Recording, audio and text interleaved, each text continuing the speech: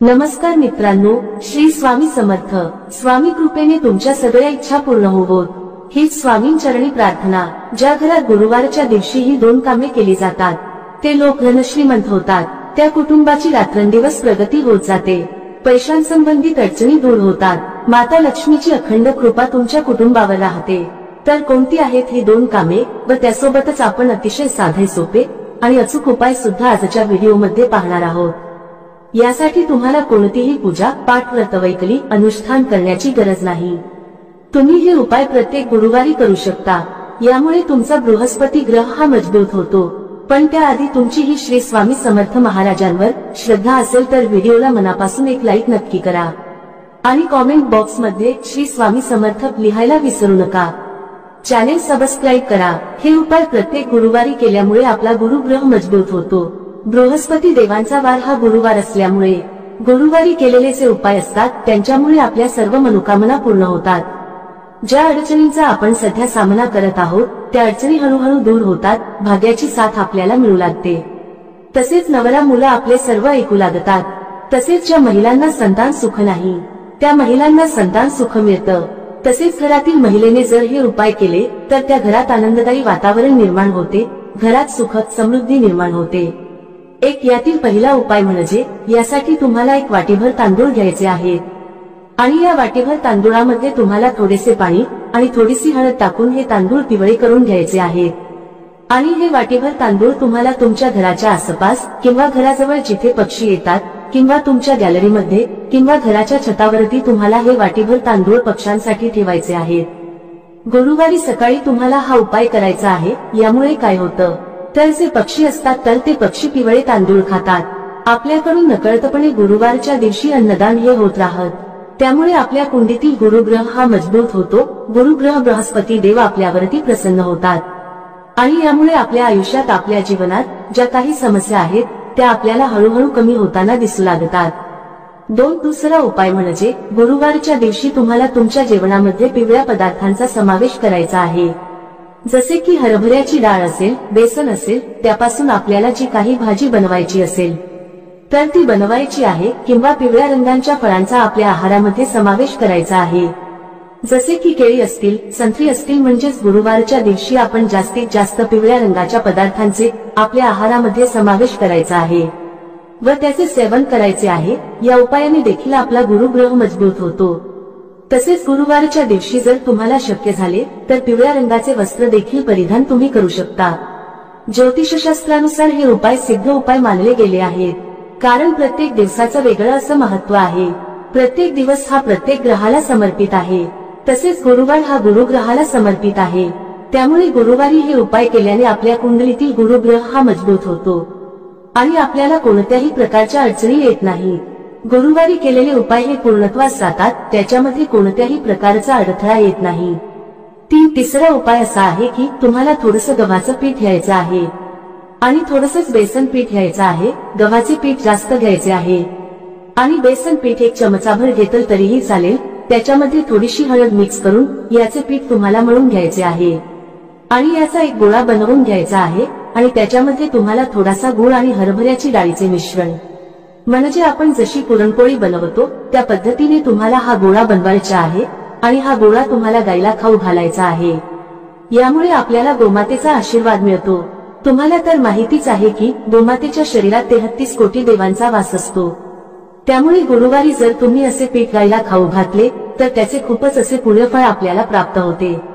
हळूहळू आपली प्रगती होत जाते आणि हे आपल्या लक्षात सुद्धा येत नाही की आपले आता चांगले बदल घडू लागले आहेत. तसेच ज्यांचा विवाह होण्यास अडथळा निर्माण होत आहे त्यांचा या उपायाने लवकरात लवकर विवाह होण्यास मदत होईल. विवाह योग लवकर जुळून येईल. चौथा उपाय असा आहे की गुरुवारच्या दिवशी तुम्हाला आंघोळीच्या पाण्यामध्ये चिमूटभर हळद टाकायची आहे आणि या पाण्याने तुम्हाला आंघोळ करायची आहे. तसेच घरातील ज्या ज्येष्ठ व्यक्ती आहेत किंवा तुम्ही ज्यांना गुरु मानता त्यांना तुम्हाला गुरुवारच्या दिवशी आवर्जून नमस्कार करायचा आहे. त्यांचे आशीर्वाद तुम्हाला घ्यायचे आहेत. यामुळे तुमच्या कुंडलीतील गुरुग्रह मजबूत होतो. तसेच घरातील महिलेने गुरुवारच्या दिवशी आपले केस कधीही धुवू नयेत. गुरुवारच्या दिवशी केस धुतल्याने आपला गुरुग्रह हा कमकुवत होतो. त्यामुळे गुरुवारच्या दिवशी केस कधीही धुवू नयेत. जर तुम्हाला खरोखरच गुरुवारच्या दिवशी केस धुणे आवश्यक असेल तर तुम्ही आंघोळीच्या पाण्यामध्ये थोडेसे कच्चे दूध टाकून आपले केस धुवू शकता।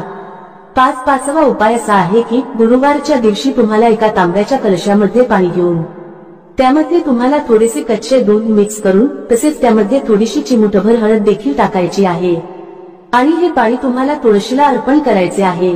यामुळे भगवान विष्णू आणि माता लक्ष्मी तुमच्यावरती प्रसन्न होतील आणि भगवान विष्णू आणि माता लक्ष्मीचा आशीर्वाद तुमच्यावरती कायम राहील। तसेच गुरुवारच्या दिवशी तुम्ही सूर्याला जेव्हा अर्घ्य देता तेव्हा त्या पाण्यामध्ये तुम्हाला थोडासा गुळ आणि थोडीशी हळद मिक्स करून या पाण्याने तुम्हाला सूर्यदेवाला अर्घ्य द्यायचा आहे। यामुळे सूर्यदेव देखील तुमच्यावरती प्रसन्न होतील आणि तुम्हाला चांगले आरोग्य देखील प्राप्त होईल। तसेच गुरुवारच्या दिवशी तुम्हाला केळीच्या झाडाची पूजा देखील करायची आहे। जर तुमच्या घरामध्ये किंवा घराच्या आसपास केळीचे झाड असेल तर गुरुवारच्या दिवशी तुम्हाला केळीच्या झाडाची पूजा नक्की करायची आहे, कारण केळीच्या झाडांमध्ये भगवान विष्णूंचा वास असतो आणि जिथे भगवान विष्णू असतात तिथे माता लक्ष्मी असतेच। तसेच गुरुवारच्या दिवशी तुम्हाला केळीच्या झाडाला थोडी हळद मिक्स करून असे पाणी अर्पण करायचे आहे। यामुळे सुद्धा भगवान विष्णू आणि माता लक्ष्मी प्रसन्न होतात आणि त्यांचा आशीर्वाद आपल्यावरती कायम राहतो। घरात सुखद समृद्धी राहते आणि ज्या काही अडचणी असतात त्या अडचणी हळूहळू कमी व्हायला सुरुवात होते। तसेच गुरुवारच्या दिवशी तुम्हाला थोडीशी हळद आणि चंदन मिक्स करून त्याचा टिळा आपल्या कपाळावरती लावायचा आहे। यामुळे सुद्धा भगवान विष्णू प्रसन्न होतात आणि गुरुग्रह हा मजबूत होतो। गुरुवारच्या दिवशी थोड्याशा पाण्यात हळद मिक्स करून हे पाणी तुम्हाला तुमच्या घरामध्ये शिंपडायचे आहे। यामुळे तुमच्या घरामध्ये जी काही नकारात्मकता आहे, जी काही निगेटिव्हिटी आहे, ती निगेटिव्हिटी नष्ट होऊन घरातील वातावरण हे सकारात्मक होते। तसेच तुम्ही गुरुवारच्या दिवशी थोडेसे गोमूत्र आणि थोडीशी हळद त्याचबरोबर थोडेसे चंदन घेऊन याचे लेपन तुम्ही घरातील मुख्य प्रवेशद्वाराच्या उंबरठ्यावरती करू शकता। हळदी आपल्या घरामध्ये नकारात्मकता प्रवेश करून देत नाही। त्याचबरोबर हळद ही माता लक्ष्मीला देखील आकर्षित करते आणि माता लक्ष्मीचा आपल्या घरामध्ये प्रवेश होतो आणि त्यामुळे घरामध्ये सुखद समृद्धी नांदते। व्हिडिओमध्ये सांगितलेल्या उपायांपैकी तुम्हाला जे उपाय शक्य आहेत ते गुरुवारच्या दिवशी नक्की करा। सर्वच उपास केले पाहिजे असे काही नाही, जे उपाय तुम्हाला शक्य आहेत तो उपाय तुम्ही गुरुवारच्या दिवशी नक्की करा। आणि सर्वात महत्त्वाचं म्हणजे वरील उपायापैकी कोणताही उपाय जरी केला तरी तुम्हाला पुण्यफळाची प्राप्ती होते। तसेच ते सर्व उपाय केल्यामुळे आपल्याला पुण्यफळाची प्राप्ती होते आणि आपल्या सर्व अडचणी हळूहळू दूर होतात। तरीही तुम्हाला सर्वच उपाय करणे शक्य नसेल तर सर्वात अगोदर जो उपाय सांगितलेला आहे, पिवळे तांदूळ घेऊन ते पक्ष्यांना खाऊ घालणे, तर यामुळे मुक्या जीवांना तुम्हाला खाऊ घालण्याचे पुण्य पदरात पडेल आणि तुमच्या घरातील ज्या काही समस्या आहेत, ज्या काही अडचणी आहेत त्या हळूहळू नक्की दूर होतील। घराची प्रगती होईल, घरात समृद्धी येईल, मुलांची प्रगती होईल, आपल्या पतीचे प्रगती होईल। या सेवा महिलांनी केला तर चांगलंच आहे, पण जर पुरुषांनीही केल्या तरी सुद्धा काहीही हरकत नाही।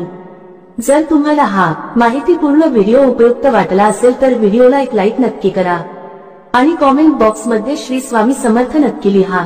चॅनेल सबस्क्राईब करा। धन्यवाद। श्री स्वामी